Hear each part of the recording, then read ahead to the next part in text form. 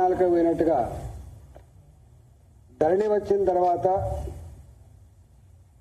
గతంలో ఏ పేద ప్రజానికమైతే ప్రభుత్వం ద్వారా అసైన్ కాబడ్డ భూములు కావచ్చు, మాన్యాల రూపంలో వచ్చిన భూములు కావచ్చు, దేవాలయ భూములలో సాగు చేసుకునే రైతులు కావచ్చు, ఇనాం భూములు కావచ్చు, దొరల దగ్గర ఎట్టి పని చేసినప్పుడు ఆ దొరల దయాదాక్షిణ్యాల మీద పొందిన భూములు కావచ్చు, పోరాటాల ద్వారా సాగు చేసుకుంటున్న భూములు కావచ్చు, నదుల పక్క పొంటి ప్రభుత్వ స్థలాలని సాగు చేసుకునేటువంటి భూములు కావచ్చు, ఆనాడు భూములకు ఎవరు కానకపోతే పట్టించుకోకపోతే ప్రభుత్వ భూములల్లా ఏదో ఇంత బోరేసుకొని బావి తవ్వుకొని వ్యవసాయం చేసుకునేటువంటి భూములు కావచ్చు. ఈ అన్ని భూములు కూడా నేను చెప్పబడ్డ అన్ని భూములు అంటే ఇవన్నీ కూడా ఎస్సీలుగా బీసీలలో ఉండేటువంటి పేదవాళ్ళుగా ఓసీలలో ఉండేటువంటి పేదవాళ్లకు సంబంధించిన భూములు తప్ప ఈ భూములు ఎక్కడ కూడా పెద్ద పెద్ద భూస్వాములకు సంబంధించిన భూములు కావు. ఆనాడు ధరణి వచ్చే ముందు 13 కాలాలలో ఉండేది. సర్వే నంబర్ ఏంటి, భూ విస్తీర్ణం ఏంటి, ఇది కుషికినా తరినా, ఇది బావిల ద్వారా సాగేటువంటి భూమా, చెర్ల ద్వారా సాగేటువంటి భూమా, దీని ఓనర్ ఎవరు, దీని భూ యజమాని ఎవరు, ఇప్పుడు భూమి సాగు చేసుకున్నటువంటి వారెవరు, ఇది లీజా లేకపోతే ఇది ఏ రూపంలో వచ్చిందని చెప్పి ఇట్లా 13 రకాల కాలాలు ఉండే. 13 రకాల కాలాలు ఉండే. దీంట్లో మొట్టమొదటిగా అతి ముఖ్యమైనది ఏంటంటే కబ్జా కాలం, కాస్తు కాలం. ఈ కబ్జా కాలం, కాస్తు కాలం రద్దు అయిపోయిన తర్వాత ఈ పేదలు దున్నుకునే భూములు ఏవైతున్నాయో అసైన్ చేయబడ్డ భూములు ఓ 50 ఏళ్ల క్రితం తీస్తే అవి ప్రభుత్వపరమైన భూములు అని ఉంటాయి. అదేవిధంగా కొన్ని భూములేమో సీలింగ్ యాక్ట్ భూములు అని ఉంటాయి. ఆ సీలింగ్ యాక్ట్ భూములు ఏవైతున్నాయో అవి గతంలో యజమానులు ఎవరైతే ఉన్నారో వాళ్ళ పేరునే ఉండేటువంటి ఆస్కారం ఉంటుంది. భూస్వాముల దగ్గర డబ్బులు ఇచ్చి వట్టి చిట్టీల మీద ఎవరైతే భూములు కొనుక్కున్నారో అలాంటి భూములు కూడా యజమాన్యాల పేరు. 50 ఏళ్ల క్రితం, 60 ఏళ్ల క్రితం, 70 ఏళ్ల క్రితం ఇవాళ ఎవరైతే యజమాని ఉండేనో వాళ్ళ భూములు, వాళ్ళ పేరిట భూములు పోయినాయి తప్ప నిజంగా ఎవరైతే కొనుక్కున్న వాళ్ళు ఉన్నారో, అసైన్మెంట్ పొందిన వాళ్ళు ఉన్నారో, సాగు చేసుకుంటున్న వాళ్ళు ఉన్నారో వాళ్ళ పేరిట భూములు అన్ని కూడా గల్లంత అయిపోయింది. గగ్గోలు పెట్టిండు తెలంగాణ వ్యాప్తంగా లక్షలాది మంది రైతులు, అయ్యా మా భూముల సంగతి ఏంటని చెప్పి. బాగా అనిపించే అంశం ఏంటంటే ఇవి ఏ ఎంఆర్ఓ గారో ఆర్డీఓ గారో కరెక్ట్ చేసేటువంటి మెకానిజం కూడా లేకుండా పోయింది. నీకేమైనా ఉంటే కోర్టుకు పోమని చెప్పిండ్రు. కోర్టుకు పోయేటువంటి సత్తా లేక, కోట్ల మెట్లు ఎక్కలేక, డబ్బులు ఖర్చు పెట్టలేక అనేక మంది రైతులు మళ్ళీ ఎవరైతే అక్రమంగా ఎవరైతే భూ యజమానులు వచ్చిందో వాళ్ళ పేర్లు వచ్చినాయో వాళ్ళ దగ్గరికి పోయి లక్షల రూపాయలు చెల్లించుకొని కాళ్ల వేళ పడి మళ్ళీ ఆ భూములని రిజిస్టర్ చేసుకునే సందర్భాలు కూడా కోకలలో ఉన్నాయి. ఆనాడు కాంగ్రెస్ పార్టీ ధరణి అదొక విషవలయం, దీన్ని తీసి బంగాళాఖాతంలో వేస్తామని చెప్పిండ్రు. మేము రాగానే రద్దు చేస్తామని చెప్పిండ్రు. ధరణి రద్దవుడు దేవుడు ఎరుగు కానీ ఇవాళ ధరణి తర్వాత భూభారతి ఏదైతే తెచ్చిపెట్టిందో ఈ భూభారతి మరింత అఘాతంలో ముంచింది పేద రైతాంగాన్ని. కేసీఆర్ గారు 22A ఈ నిషేధిత జాబితా చట్టాన్ని మొట్టమొదటి తీసుకున్నటువంటి మహనీయుడు ఆయన్నే. ఇవాళ దాన్ని సమున్నతంగా అమలు చేస్తున్న నాయకుడు ఎవరంటే రేవంత్ రెడ్డి గారు. రేవంత్ రెడ్డి గారు గొప్ప నిష్ణాతులు వారు. మేము అనుకున్నాం ఆయనకు పరిపాలన అనుభవం లేదు, ఆయన ఎప్పుడు మంత్రిగా కూడా చేసిన అనుభవం లేకపోవచ్చు అని చెప్పి అనుకున్నాం. కానీ ఒక దాంట్లో మాత్రం చాలా నిష్ణాతుడు ఆయన. ఈ తెలంగాణ రాష్ట్రంలో భూముల మీద బాగా అవగాహన ఉండి డాక్టరేట్ చేసినటువంటి ఏకైక నాయకుడు రేవంత్ రెడ్డి గారు ఇవాళ చరిత్రకెక్కిండు. ఆయన మాటల్లో అంటాడు, భూముల గురించి మీకేమెరకనే, భూముల గురించి నాకెరక, నేను నా ఆఫీసులో ఉంటే నా దగ్గర 100 మంది పనిచేస్తూ ఉంటారు, నేను ఎన్ని ఆర్టీ యాక్ట్లు వేసినా ఎంతమందికి నేను వచ్చేసినా అని చెప్పి వారే స్వయంగా చెప్తారు. కాబట్టి ఆనాడు కేసీఆర్ కాలంలో కొన్ని భూములు ప్రభుత్వమే లేఅవుట్లు చేసింది. 400 గజాలు ఇస్తాం, 600 గజాలు ఇస్తామని చెప్పి ల్యాండ్ పుల్లింగ్ లో చేసింది. కొన్ని భూములనేమో అమ్ముకున్నది, కొన్ని భూములనేమో ఇండస్ట్రీస్ కోసమో రకరకాల పేట వాడుకున్నది. కొన్ని భూములు ప్రైవేటు వ్యక్తులు ఎవరైతే యజమాన్యాలు వచ్చినాయో ఇలా వాళ్ళతో భూదందా కూడా చేసింది. నేను ఆ లోతులోకి పోను కానీ ఇవాళ రేవంత్ రెడ్డి గారు బరిదగించి కేసీఆర్ గారి కంటే ఒక 10 అడుగులు ఎక్కువ వేసి ఆయన కంటే ఎక్కువ చదువుకున్నాడు కాబట్టి ఈయన ఏకంగా మొత్తం ఆ ప్రభుత్వ పరంగా ఏ కాలంలో అయితే భూములు వచ్చినాయో ఆ భూములన్నీ కూడా మొత్తం ఫెన్సింగ్ చేసుడు, ఒక హైడ్రా సంస్థ, హైడ్రాకు తోడుగా 200 మంది 300 మంది పోలీసు వాళ్ళు వస్తారు, రాత్రి ఫెన్సింగ్ వేస్తారు, రాత్రి టెంపరీ గోడలు కట్టి ఆ భూములను కూడా దిల్కి అప్పచెప్పి అమ్మించే ప్రయత్నం చేస్తున్నాడు. దాంట్లో నా పార్లమెంట్ పరిధిలో మల్కాజిగిరి పార్లమెంట్ పరిధిలో, ఎందుకంటే న్యూలీ ఎక్స్పాండెడ్ సిటీ అంతా అటే ఉంటది కాబట్టి కూకటపల్లి హైటెక్ సిటీ నుంచి మొదలుపెట్టి హయాత్నా దాకా లక్ష్మాపురం నుంచి మొదలుపెట్టి ఇవాళ తుర్కపల్లి వరకు కూడా మాదే ఉంటది కాబట్టి ఇవాళ మొత్తం కొన్ని వేల ఎకరాల భూములు ఆనాడు ఈ పేదల భూములు ఏవైతున్నాయో గుంజుకుంటా ఉన్నాడు. దాంట్లో మొట్టమొదటిగా దుర్మార్గం ఏంటంటే బడంగపేట అనేటువంటి ఒక మున్సిపాలిటీ ఉంటది. బడంగపేట మున్సిపాలిటీలో 5 తరాలుగా సాగు చేసుకుంటున్నారు. వాళ్ళు జ్ఞానం ఉండవలసింది ఎక్కడ అంటే ఇవాళ ప్రైవేటు భూములు ఏ రైతు అయినా లీజ్ తీసుకుంటే, కౌలు తీసుకుంటే 12 ఏళ్ళు 13 ఏళ్ళు కనుక వరుస పెట్టి కనుక ఉంటే కాస్త కాలంలో ఉంటే 38 ఈ కింద ఆయనకు 40% భూమి మీద హక్కులు వస్తాయి. కానీ ఇక్కడ 100 సంవత్సరాల నుంచి ఉన్నప్పటికి కూడా 70-80 సంవత్సరాల నుంచి సాగు చేసుకుంటున్నప్పటికి కూడా ఇవాళ మీది గవర్నమెంట్ భూమి అని చెప్పి గుంజుకుంటున్నంటే ఎంత దుర్మార్గులో ఎంత మూర్ఖులో ఒకసారి అర్థం కావాలి మనకు. ప్రైవేట్ వాళ్ళ భూములు మాత్రం కబ్జా కాలంలో ఉంటే నువ్వు 38 కింద ఇస్తున్నావు, కానీ ప్రభుత్వపరమైన భూములలో ఇవాళ వాటిని మాత్రం నువ్వు గుంజుకునే ప్రయత్నం చేస్తున్నావు అంటే ఎంత భూదండాలకు పాల్పడుతున్నారో, ఎంత దుర్మార్గానికి ఒడిగడుతున్నారో దాన్ని బట్టి మనకు అర్థం కావాలి. ఇవాళ దాంట్లో అక్కడి ప్రాంత ప్రజానికం రైతులంతా కూడా కన్నీరు మున్నీరై అయ్యా మాకున్న భూమిది ఆనాడు 45 ఎకరాల 16 గుంటల భూమి, అక్కడ 50 మంది రైతులు ఆనాడు ఉండే, ఇవాళ 400 మంది రైతులు ఉన్నారు. అయ్యా మేము తల గుంటలు కూడా ఇల్లు కట్టుకోవడానికి అని చెప్పి ఎన్నిసార్లు మొరబెట్టుకున్నా కూడా అక్రమంగా గుంజుకున్నారు తప్ప ఆనాడు టీఆర్ఎస్ ప్రభుత్వం వాళ్ళకు మాత్రం న్యాయం చేయలే. అది బడంగపేట మున్సిపాలిటీ. ఇవాళ ఇక్కడ కూడా మా మలయాళి గారిని అన్నారు ధరణి పోయిందన్నా కానీ ధోరణి పోలేదని చెప్పి. ధరణి పోయింది కానీ ధోరణి మారలే అని చెప్పిండ్రు. భూభారతి దేవుడు భూ ఆరతిగా మారిపోయిందని చెప్తున్నాను నేను అక్కడ పోతే. ఇక్కడ మా దగ్గర అనేక గ్రామాలలో దుండిగల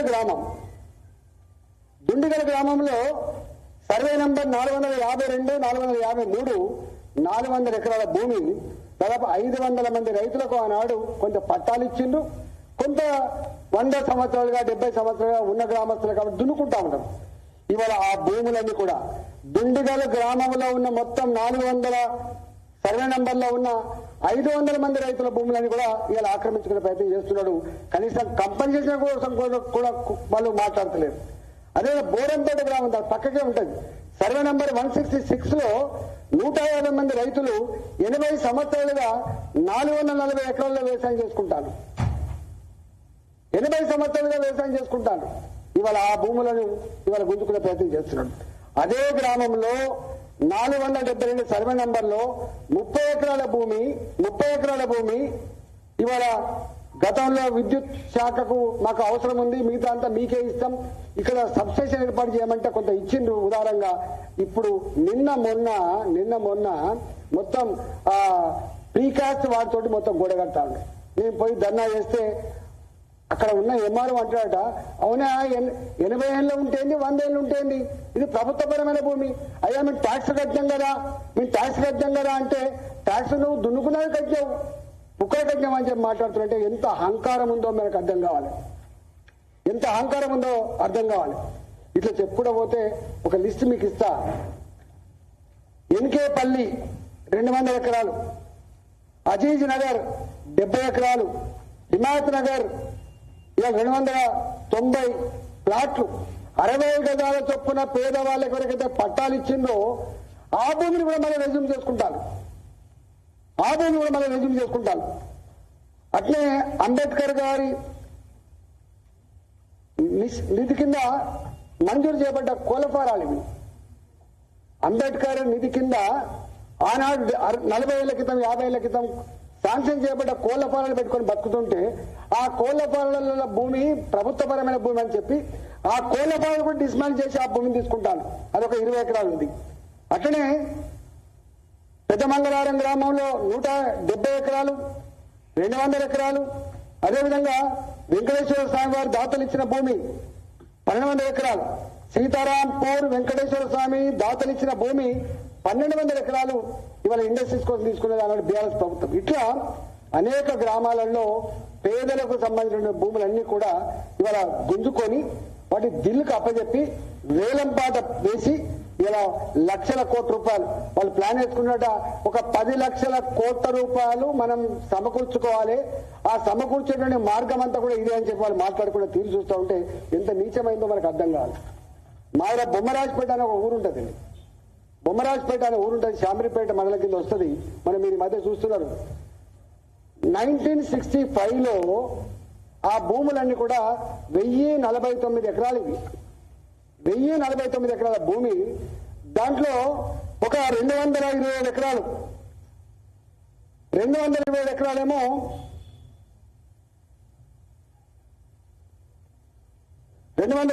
ఇనాం భూములు. ఇవి ఇనాం భూములు అయితే ఇప్పుడు పట్టాలు ఇచ్చిన వాళ్ళకి.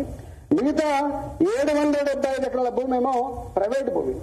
ఇది 1045 ఎకరాల భూమిని వాళ్ళు 50 ఏళ్ళుగా, దాదాపు 50-55 ఏళ్ళు అవుతుంది. 2 చేతులు మారినాయి, 3వ చేతులు మారినాయి.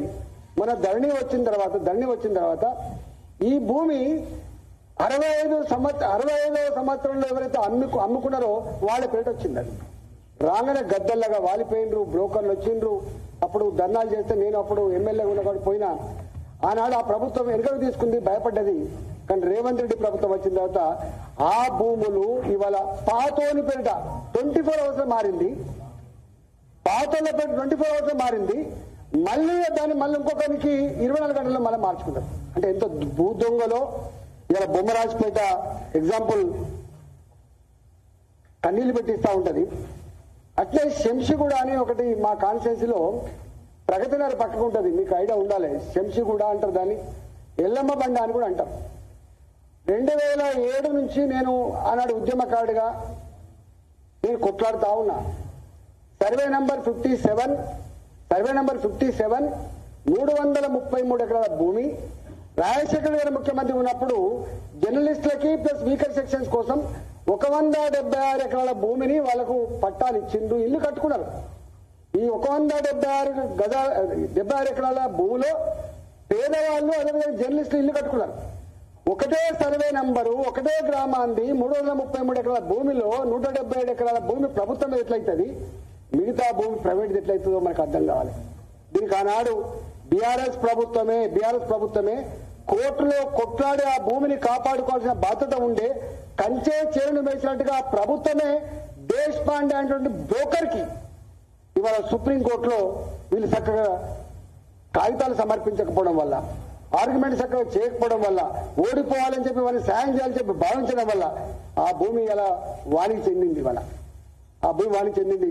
మేము అనుకున్నాం ఈ రేవంత్ రెడ్డి ప్రభుత్వం వచ్చిన తర్వాత దీన్ని ప్రభుత్వానికి తీసుకుంటామని చెప్పి అనుకున్నాం. కానీ వాళ్ళతో సెటిల్మెంట్ చేసుకుంటాను. అంటే ఈ 90 ఎకరాల భూమి మిగిలి ఉంది, 130 ఎకరాలు లేదు ఇక్కడ అని చెప్పి 90 ఎకరాలను ఒక్కొక్క ఎకరం విలువ 70 కోట్లు ఉంటుంది. ఒక్కొక్క ఎకరం విలువ 70 కోట్లు ఉంటుంది.